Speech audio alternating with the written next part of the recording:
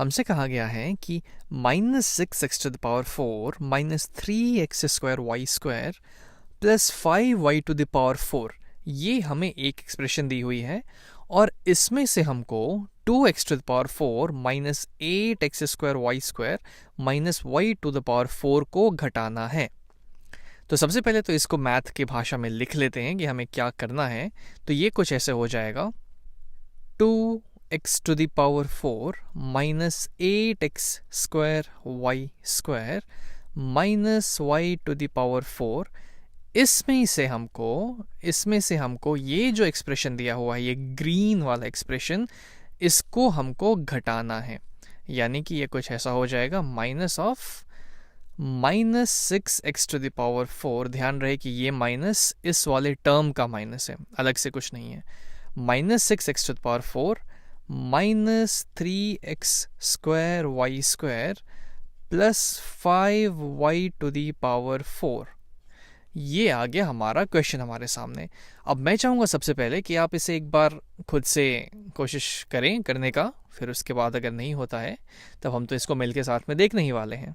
तो अब चीज़ यहाँ पे ये है कि इस वाले एक्सप्रेशन में से ये वाला एक्सप्रेशन घटाना है हमको, और जहाँ घटाने की बात आती है दो अलजेब्राइक एक्सप्रेशन को, तो हमको पता है कि हम लाइक टर्म्स, एक जैसे टर्म्स को ही जोड़ या घटा सकते हैं। तो चलिए अब हम इसे सॉल्व करना शुरू करते हैं।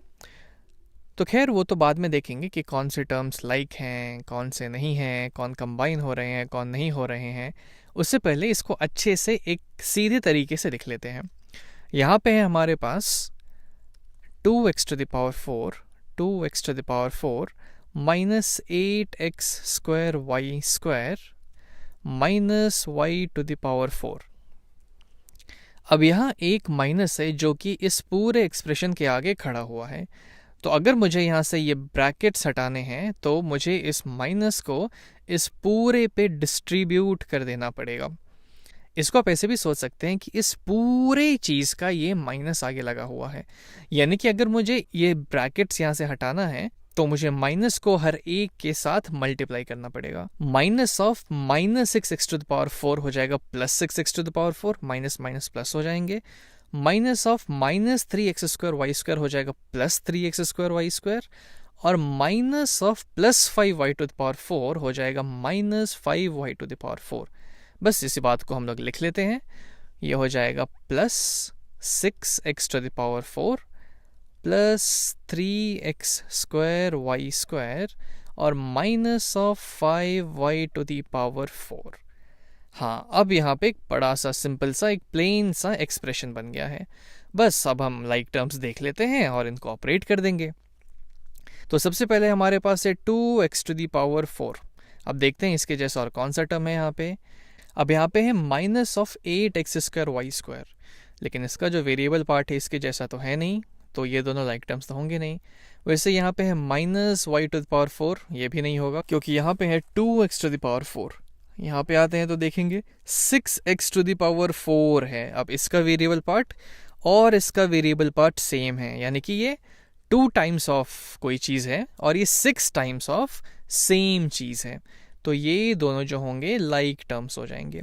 उसके अलावा यहाँ पे है माइनस 8x²y²। अब जल्दी से देख लेते हैं इसके जैसा कौन सा है। तो x²y² यहाँ है और x²y² यहाँ पे है, तो ये प्लस 3x²y² दूसरा टर्म है जो कि इसके जैसा हो जाएगा। उसके बाद आता है माइनस y⁴ और इसके जैसा यहाँ पे माइनस 5y⁴। बस अब हम इन सब टर्म्स को एक साथ लिख के इनको कंबाइन कर लेते हैं। तो ये हो जाएगा 2x⁴ और प्लस 6x⁴।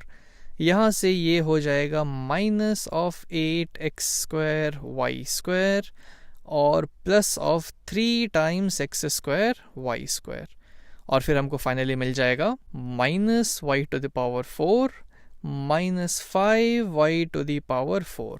अब है 2x⁴ प्लस 6x⁴, यानी कि 8x⁴। Minus of 8x²y² plus of 3x²y²। तो इसके कोफिशिएंट्स को हम लोग आपस में ऐड कर देंगे, तो -8 + 3 हो जाएगा -5 और इसका जो वेरिएबल पार्ट है वो ज्यों का त्यों आ जाएगा, x² y²। फिर है हमारे पास -y⁴ -5y⁴, -1y⁴ -5y⁴, तो -1 और -5 हो जाएगा -6, तो ये हमें दे देगा -6y⁴। अब इसके बाद ये जो 3 टर्म्स आए हैं, इन तीनों में से कोई भी टर्म आपस में लाइक है नहीं, तब हम इसको यहीं पे छोड़ देंगे और ये जो पूरा एक्सप्रेशन जो हमसे करने के लिए बोल रहा था वो फाइनली ये हमें दे देगा और यही हमारा आंसर हो जाएगा।